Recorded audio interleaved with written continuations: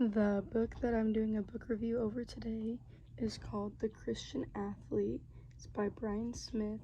The subtitle, it's right here at the top. It's Glorifying God in Sports. That is basically the summary of it. But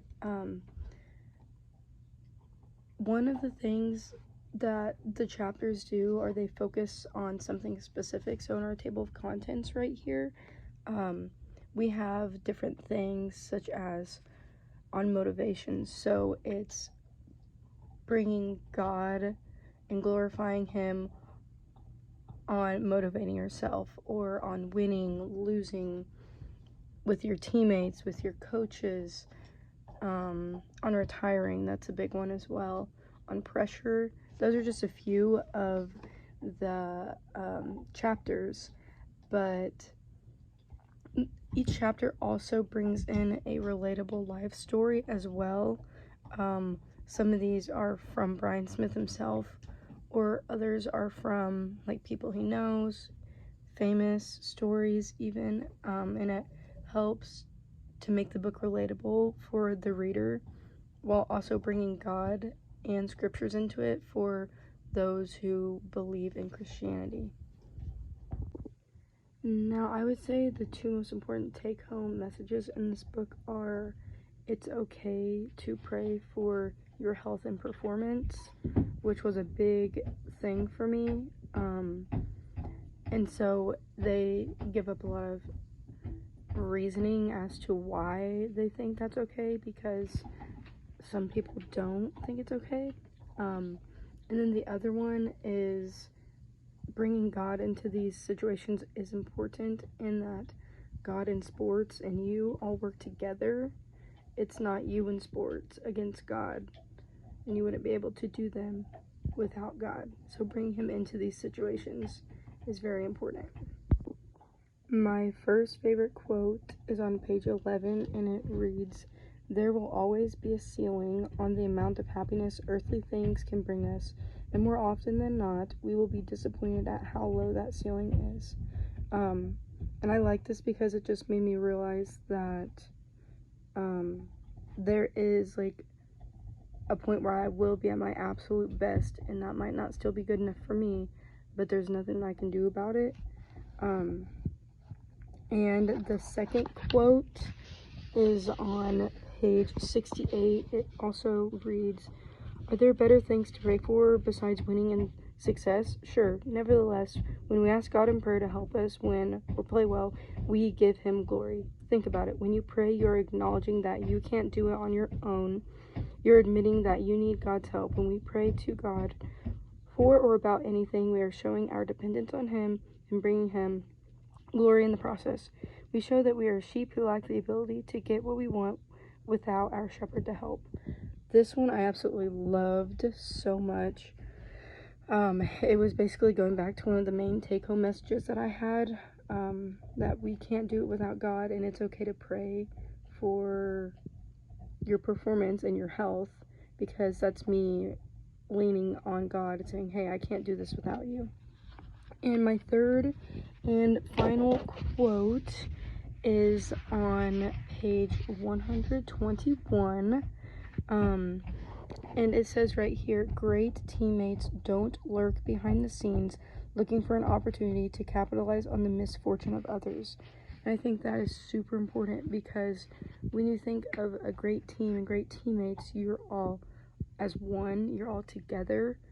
And if you have teammates who are not like that, it goes into detail talking about how you can handle that in a respectful and godly manner. One way that this book related to our course, I'm going all the way back to the first chapter, with the performance pie. Right here we have physical conditioning, skill level, and psychological readiness. Physical conditioning, that's, you working out on your own. The skill level can always be improved, but the psychological readiness is the one I want to focus on, because especially if you are a Christian and you believe in God, that when that comes to sports, that can affect you a lot. Coming from my own stories and myself, And I love how this book talks about how, like, it's okay to pray. Like, you're gonna have, like, bad runs, you're gonna have bad practices, and there's gonna be a lot of pressure on you. And I think that's super important because that all messes with your psychological readiness. If you're not feeling good and you pray, or your relationship with God is not very strong at the moment, that can hinder your performance. That's coming from, like, my real life stories. In the course, we had a chapter that really focused on our confidence and just how that can affect your performance directly. And in the losing chapter of this book, they have, like, different points. And so it says error number 2 that you might make is you have less of an impact for God when you lose.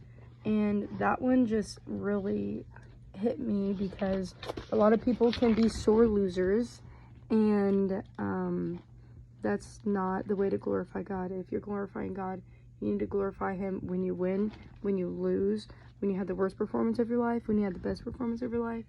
And that one just really hit me. Something that I thought was super relatable from what we learned in the course to this book was that on the pressure chapter for this book, it's talks about identifying the pressures you are facing. And then we also did the mental preparation profile, exercise 4.1 in the anxiety chapter. And I just think they both literally work hand in hand. It's like the exact same thing.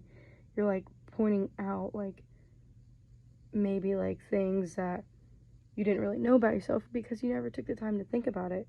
And I think that once you can point those out, that's when you can learn, like, oh, this is what I have, this is what I struggle with, and this is how I learned to fix it.